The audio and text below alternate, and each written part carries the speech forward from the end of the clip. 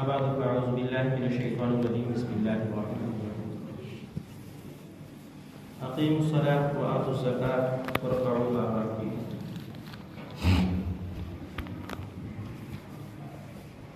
سامعین قدر، پچھلے دنوں زکوٰۃ کی اہمیت اور اس کی وعید پر بات کی تھی۔ اس جمعے انشاءاللہ زکوٰۃ کس پر واجب ہوتی ہے اس کی وضاحت کی جائے گی۔ میرے بھائیوں، زکوٰۃ کے وجوب کے لیے چند شرائط ہیں۔ سب سے پہلی شرط مسلمان ہونا۔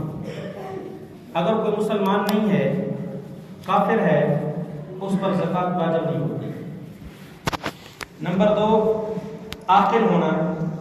اللہ نے مال بھی دیا ہے، مجنون اور دیوانہ نہیں، اس کے ذہنی توازن ٹھیک ہے، تب اس پر زکوٰۃ واجب ہوگی۔ مال اگرچہ موجود ہو لیکن انسان کی عقل نہ ہو، مجنون اور دیوانہ ہو، احکام کا اس کو ادراک نہ ہو، تو میرے بھائیوں اس شخص پر بھی زکوٰۃ واجب نہیں ہوتی۔ نمبر 3، بالغ ہونا۔ عام طور پہ جو نابالغ ہوتا ہے اس کے پاس مال نہیں ہوتا، وہ اپنے والد کے کفالت میں ہی ہوتا ہے۔ جو والد کا مال ہے گویا وہی بیٹے کا مال ہوتا ہے۔ والد پر زکوٰۃ واجب ہوتی ہے، بیٹے کے پاس مال ہوتا ہی نہیں۔ لیکن اگر کسی صورت میں مثلا وراثت کی وجہ سے بیٹے کی ملکیت کے اندر مال آ بھی جائے تو جب تک وہ بالغ نہیں ہوگا اس وقت تک اس پر زکوٰۃ واجب نہیں ہوتی۔ اور نمبر 4 شرط یہ ہے کہ صاحب نصاب ہو۔ شریعت نے ہر مال کی ایک خاص مقدار مقرر کی ہے، اس مقدار تک اس کے پاس مال موجود ہو۔ اگر صاحب نصاب نہیں ہے تب بھی اس شخص کے اوپر زکوٰۃ واجب نہیں۔ اور 5ویں شرط یہ ہے کہ اس مال پر پورا سال گزر چکا ہو۔ میرے بھائیوں، یہ جو سال گزرنا ہے یہ ہر مال پر سال گزرنا ضروری نہیں ہے، بلکہ جس وقت یہ صاحب نصاب ہوا ہے اس کے اوپر زکوٰۃ واجب ہو گئی اور اس نے اس وقت سے اپنا حساب شروع کیا کہ بھائی اس وقت میرے اوپر زکوٰۃ واجب ہوتی ہے۔ اگلے سال جب وہی وقت آئے گا تو اس کا سال پورا ہو گیا، اب اس کے اوپر زکوٰۃ واجب ہے، اس نے زکوٰۃ ادا کرنی ہے۔ اس وقت بھی صاحب نصاب تھا، جب سال پورا ہوا ہے اس وقت بھی صاحب نصاب ہے۔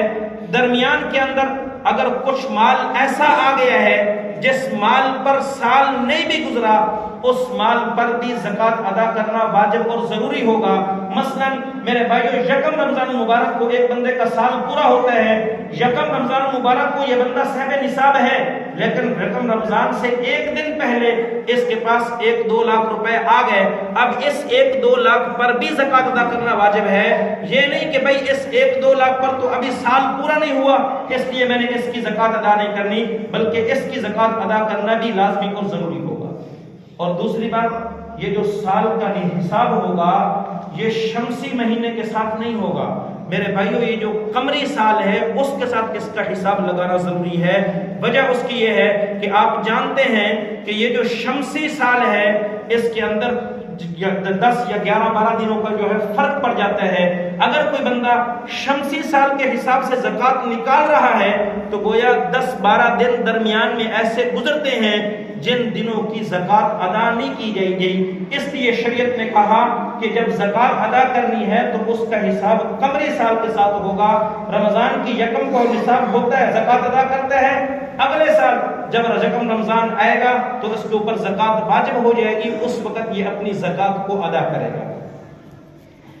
تو یہ 5 شرطیں ہیں، جب یہ 5 شرطیں پائی جائیں گی تو پھر ایک بندے پر زکوٰۃ واجب ہوگی۔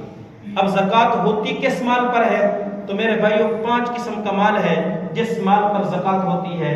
نمبر 1 سونا، نمبر 2 چاندی، نمبر 3 نقدی مال، نمبر 4 مال تجارت، نمبر 5 مال اور مویشی جانور جو ہیں۔ سب سے پہلا سونا ہے۔ انسان کے پاس سونا جس شکل میں مرضی موجود ہو، ڈلی کی شکل میں ہو، میرے بھائیوں زیور کی شکل میں ہو، آپ نے اس زیور کو پہنا ہوا ہے یا اس زیور کو آپ نے لاکر کے اندر سنبھال کے رکھا ہوا ہے، جس صورت میں بھی سونا موجود ہے اس سونے کے اوپر زکات واجب ہوگی۔ آج کل ہمارے اندر ایک غلط فہمی پائی جاتی ہے کہ جس طرح ضروریات زندگی پر زکات واجب نہیں ہوتی، اس طرح زیور جو پہنا ہوا ہے وہ بھی تو استعمال ہو رہا ہے، لہٰذا اس پر بھی زکات نہیں ہوگی۔ یہ غلط فہمی اپنے ذہن سے نکال دیجئے۔ میرے بھائیو، زیور جس شکل میں مرضی ہو، پہنا ہوا ہی کیوں نہ ہو، اس کے اوپر بھی زکات واجب ہوتی ہے۔ ابو داؤد شریف کی حدیث ہے، چند خواتین نبی علیہ السلام سے بیعت کرنے کے لیے تشریف لے کر آئیں تو آقا مدنی صلی اللہ علیہ وسلم نے ان خواتین کے ہاتھوں کے اندر کنگن دیکھے۔ آقا مدنی صلی اللہ علیہ وسلم نے پوچھا، بتاؤ تم ان کی زکات ادا کرتی ہو؟ وہ بتانے لگی کہ نہیں، ہم نے تو ان کی زکات ادا نہیں کرتی ہے۔ آقا مدنی صلی اللہ علیہ وسلم نے فرمایا، کیا تم اس بات کو پسند کرتی ہو کہ کل قیامت والے دن تمہیں آگ کے کنگن پہنا دیے جائیں؟ وہ کہنے لگی، نہیں، ہم تو اس کو پسند نہیں کرتی۔ میرے پیغمبر نے فرمایا، پھر آپ ان کی زکات ادا کیا کرو۔ تو دیکھو، انہوں نے کنگن پہنے ہوئے تھے، معلوم ہوا زیورات پر بھی زکات واجب ہوتی ہے۔ اب یہ سونا جو ہے میرے بھائیو، اس سونے کا کسی بندے کے پاس صرف سونا موجود ہے، سونے کے علاوہ اور کوئی چیز موجود اس کے پاس نہیں ہے، تو اب اس کا جو نصاب ہے وہ 7.5 تولے سونا ہے۔ میرے بھائیو، کوئی دنیا کے اندر ایسا شخص شاید ہی کوئی ہو، مثلا کوئی بچی ہو جس کی شادی نہیں ہوئی اور اپنے باپ کی کفالت میں ہے اور اس کے پاس صرف سونا موجود ہے اور کوئی چیز موجود نہیں ہے، تو ٹھیک ہے، وہ تو اس سونے کا حساب لگا کے اپنی زکات ادا کرے گی۔ لیکن عام طور پہ دنیا کے اندر کوئی ایسا شخص موجود نہیں ہے جس کے پاس صرف سونا ہو، سونے کے علاوہ اور کوئی کرنسی موجود نہ ہو، کچھ بھی نہ ہو، کہ بندہ بے روزگار بھی ہو تو پھر بھی کم از کم 50 یا 60 یا 70 روپے تو ضرور اس کے پاس ہوتے ہی ہیں۔ تو جب اس کے پاس سونے کے علاوہ کوئی اور کرنسی آ گئی تو اب یہ جو سونے کا نصاب ہے، شریف نے کہا کہ یہ نصاب اب کینسل، یہ نصاب اب ختم ہو گیا۔ اب ہم نے اس سونے کا جو حساب لگانا ہے وہ چاندی کے اعتبار سے لگانا ہے، اور چاندی کا جو نصاب ہے وہ 52.5 تولے چاندی ہے، اور اس کی قیمت جو آج کے اعتبار سے بنتی ہے وہ 1,33,800 تقریباً جو ہے وہ 1,34,000 بنتی ہے۔ اگر کسی بندے کے پاس سونا اور سونے کے ساتھ کوئی اور چیز موجود ہے اور اس کی مالیت جو ہے وہ 1,34,000 روپیہ بنتی ہے تو ایسا شخص مالدار کہلاتا ہے۔ میرے بھائیو، اگر اس کے پاس باقی شرائط پائی جاتی ہیں، عاقل بالغ بھی ہے، مسلمان بھی ہے، تو میرے بھائیو پھر اس پر زکات ادا کرنا واجب اور ضروری ہے۔ یہ خود زکات ادا کرے گا، اس کے لیے زکات لینے کی اجازت نہیں ہے۔ لہذا ایک بندے کے پاس تھوڑی سی چاندی موجود ہے، کچھ پیسے موجود ہیں، اب سونا جو ہے وہ اس کے پاس 1 تولہ ہے۔ میرے بھائیو، اب 1 تولے پر بھی اس کے اوپر زکات واجب ہو جائے گی، اس لیے کہ 1 تولہ بھی وہ تقریباً جو ہے وہ 2 لاکھ سے اوپر کا ہے، اور میرے بھائیو جو چاندی کے پاس سے نصاب بن رہا ہے وہ 1,34,000 ہے۔ تو تھوڑے سے زیور اگر کسی کے پاس موجود ہیں اور تھوڑی سی چاندی موجود ہے تو میرے بھائیو اس خاتون پر زکات ادا کرنا واجب ہے۔ اب وہ خاتون زکات ادا کیسے کرے گی؟ اس کے پاس تو عام طور پہ پیسے ہوتے ہی نہیں ہیں، تو وہ اپنے خامد کو اس بات کا مکلف بنائے کہ میاں یہ سونا میرے پاس موجود ہے، یہ زیور موجود ہے، یہ چاندی موجود ہے، یہ پیسے میں صاحب نصاب ہوں، لہذا میری تم زکات ادا کرو۔ اور اگر خامد زکات ادا نہیں کرتا اور اس کو اپنے خامد کی عادت کا پتہ ہے، اس کو ماہانہ کے اعتبار سے جو خرچہ ملتا ہے اپنے اس خرچے میں سے تھوڑا تھوڑا بچا کے سال کے بعد اس میں سے زکات ادا کرے، اور اگر خرچے میں سے نہیں بچتا اپنے خامد سے قرض لینا چاہتی ہے تو قرض لے، جس طرح مرضی اس نے اس کی زکات ادا کرنی ہے میرے بھائیو یہ زکات ادا کرے۔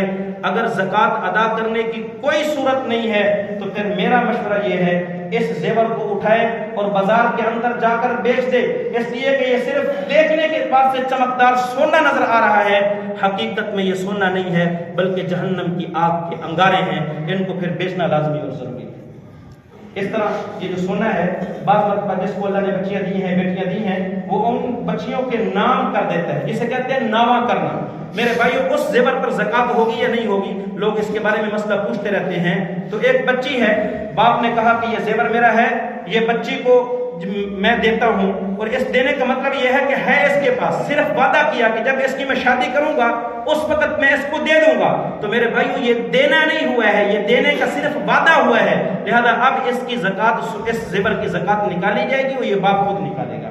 اور اگر واقعتاً اس نے اس بچی کو دے دیے ہے، دینے کا مطلب یہ کہ بھائی اس کے حوالے کر دیا ہے کہ یہ تمہارا ہی ہے، اور کوئی تحریر لکھ دی ہے یا تحریر نہیں لکھی، کسی کو گواہ بنا دیا ہے کہ یہ زیور بچی کا ہی ہے، اور پھر اس کے بعد یہ باپ جو ہے اس بچی کی اجازت کے بغیر اس زیور کو استعمال نہیں کر سکتا، تو اب واقعتاً اسی بچی کا ہی ہو گیا۔ اور اگر بچی نابالغ ہے تو میرے بھائیو اب اس کے اوپر اس زیور کی زکوٰۃ واجب نہیں ہے، اس زیور کی زکوٰۃ ادا نہیں کی جائے گی۔ سونے کا نصاب بھی ہو گیا، چاندی کا نصاب بھی ہو گیا، میرے بھائیو کسی کے پاس نقد کرنسی موجود ہے تو اس کی بھی جو حساب لگایا جائے گا، اس کا حساب بھی 52.5 تولے چاندی کے اعتبار سے لگایا جائے گا۔ 1,34,000 روپے کی اگر اماؤنٹ ہے نقدی، صرف نقدی ہے، کوئی اور چیز نہیں، تو اس کے اوپر زکوٰۃ واجب ہو جائے گی۔ اگر کچھ نقدی ہے، کچھ نقدی کے ساتھ کچھ سونا اور چاندی وغیرہ ہے، تو پھر ان سب کو اکٹھا کر کے دیکھا جائے گا، 1,34,000 بنتے ہیں تو پھر زکوٰۃ واجب ہوگی۔ اور چوتھا مال جو ہے وہ مال تجارت ہے۔ میرے بھائیوں مال تجارت اس مال کو کہا جاتا ہے، آدمی جب خریدتے وقت نیت کرے کہ میں نے اس کو آگے بیچنا ہے، اور پھر اس کی یہ نیت باقی بھی رہے، جب یہ دو شرطیں پائی جاتی ہیں کسی مال کے اندر، تو ایسے مال کو کہا جاتا ہے مال تجارت۔ اب جتنا بھی مال تجارت ہے، خواہ وہ کپڑے کی شکل میں ہو، خواہ وہ دکان کے اندر سامان کی شکل میں ہو، خواہ کسی پلاٹ کی شکل میں ہو، خواہ کسی مکان کی شکل میں ہو، آپ نے کوئی گاڑی خریدی ہے، گاڑی کی شکل میں ہے، اور آپ کا ارادہ یہ ہے کہ میں نے اس گاڑی کو بیچنا ہے اور پرافٹ اس پر حاصل کرنی ہے، تو اب یہ سارا مال تجارت کہلائے گا۔ اسی طرح آپ نے کوئی جانور خریدا ہے اور آپ کی نیت یہ ہے کہ اس جانور کو میں بیچوں گا اور اس سے مجھے نفع حاصل ہوگا، تو اب یہ جانور بھی مال تجارت کے اندر آ گیا ہے۔ اس مال تجارت کا بھی حساب لگائیں گے، اور اس کا نصاب بھی وہی 52.5 تولے چاندی بنے گا۔ اگر 1,34,000 کی اماؤنٹ بنتی ہے تو میرے بھائیوں اس کے اوپر زکوٰۃ واجب ہو جائے گی۔ اس کے علاوہ جو 5ویں قسم کا مال ہے اس کو کہتے ہیں جانور، مال اور مویشی۔ میرے بھائیوں عام طور پہ جو مال اور مویشی ہیں، یہ بندہ ان کو دودھ کے لیے رکھتا ہے، دودھ کے لیے رکھتا ہے، اور اس دودھ کے لیے جب انسان رکھتا ہے تو مختلف جانور ہیں، اور ان مختلف کی ایک خاص، ان جانوروں کی ایک خاص گنتی ہے۔ جب اس خاص گنتی تک وہ پہنچتے ہیں تو پھر زکوٰۃ واجب ہوتی ہے، وگرنہ جو ہے وہ زکوٰۃ واجب نہیں، وگرنہ وہی جو آپ دودھ سے پیسے حاصل کر رہے ہیں انہی کے اوپر آپ زکوٰۃ ادا کریں گے اور وہی زکوٰۃ ادا ہو جائے گی۔ اگر کسی آدمی کے پاس زیادہ جانور ہیں اور گائے کی شکل میں ہے یا بکری کی شکل میں یا اونٹ میں یا بھینس کی شکل میں، تو پھر میرے بھائیوں وہ نماز کے بعد جو ہے ان کے بارے میں مسئلہ معلوم کر لے۔ دعا ہے خدا کی ذات مجھے اور آپ کو زکوٰۃ کے مسائل معلوم کر کے صحیح حساب لگا کے اپنی زکوٰۃ ادا کرنے کی توفیق عطا فرمائے۔ وما علینا الا البلاغ المبین۔